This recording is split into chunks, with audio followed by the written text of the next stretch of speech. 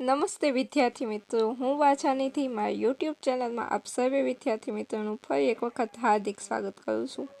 આજે આપણે જોવું છે વિષય વિજ્ઞાન ધોરણ 10 પ્રકરણ 4 કાર્બન અને તેના સંયોજનો। આ છે તે કયા કયા સ્ટુડન્ટ માટે ઉપયોગી છે તો કે ધોરણ 10 બોર્ડની પરીક્ષા, ટેટ 1, ટેટ 2 અને ટાટ સેકન્ડરીના બધા ઉમેદવારો માટે ખૂબ જ અગત્યના પ્રશ્નો છે।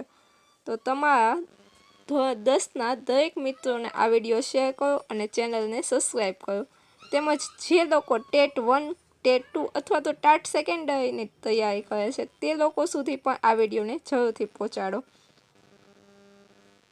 જોઈએ, પ્રશ્ન પહેલો છે, કાર્બન પરમાણુની ચતુઃસંયોજકતા સંતોષવા માટે કયા પ્રકારના બંધ બનાવે છે? તો આપણને ખબર છે કે કાર્બન છે એ હંમેશા કેવા બંધ બનાવે તો કે સહસંયોજક બંધ બનાવે છે। કાર્બનની ઇલેક્ટ્રોન રચના આપણને ખબર છે, કાર્બનનો પરમાણુ ક્રમાંક 6 છે, કાર્બનની ઇલેક્ટ્રોન રચના 2 અને 4 છે।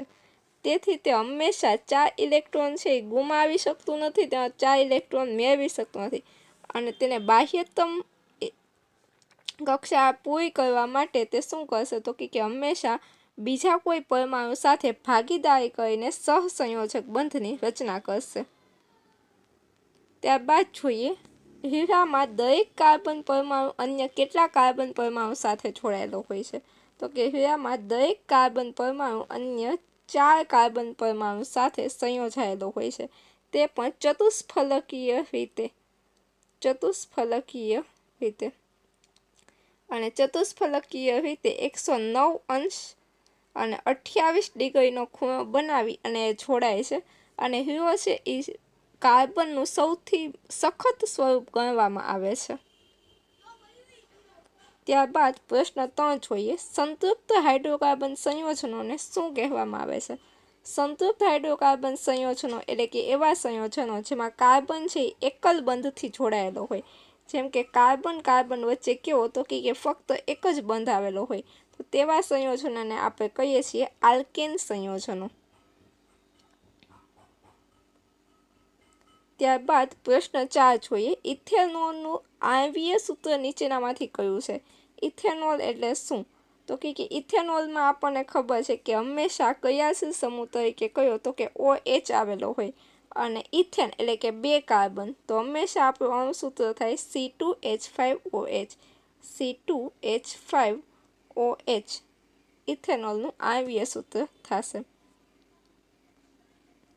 ત્યારબાદ જોઈએ પ્રશ્ન 5, આલ્ડીહાઇડ ક્રિયાશીલ સમૂહનો પ્રત્યય કયો છે? આલ્ડીહાઇડ ક્રિયાશીલ સમૂહ છે એની પાછળ કયો શબ્દ લાગે છે?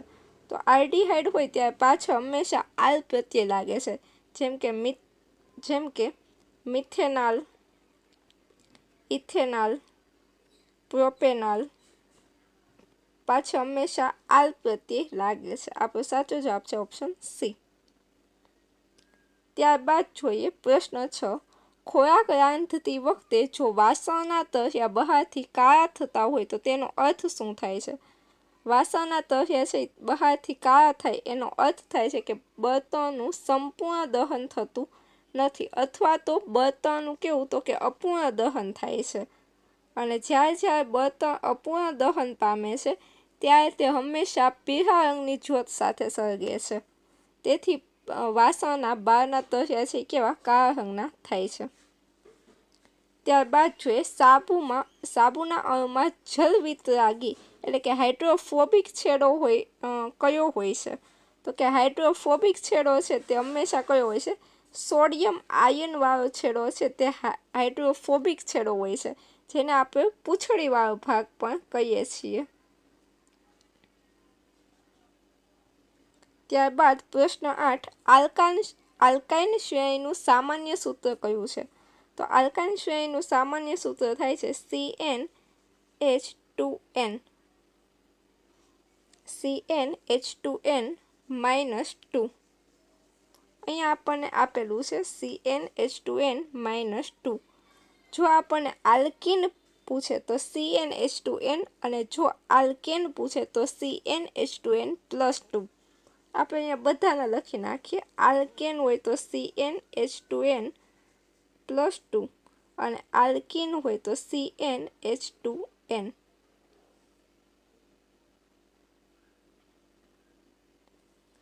નીચેનામાંથી કયું સંયોજન સંક્રાંતિ અથવા તો યોગશીલ પ્રક્રિયા આપે છે?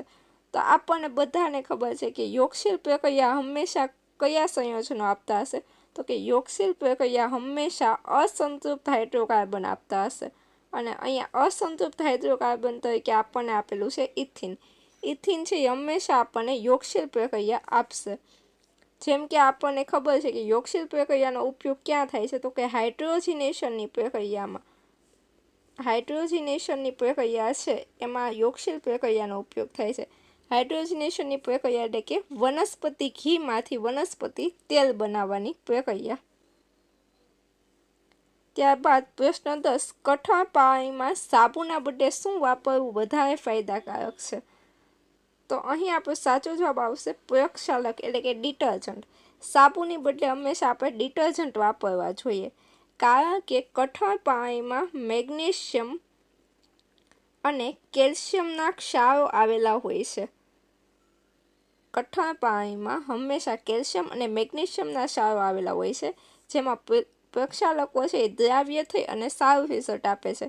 તેથી હંમેશા સાબુને બદલે ડિટર્જન્ટ વાપરવા વધારે ફાયદાકારક છે। આજના આપણા પ્રશ્નો અહીં સુધી રાખીએ, ફરી મળીશું આવતા લેક્ચરમાં।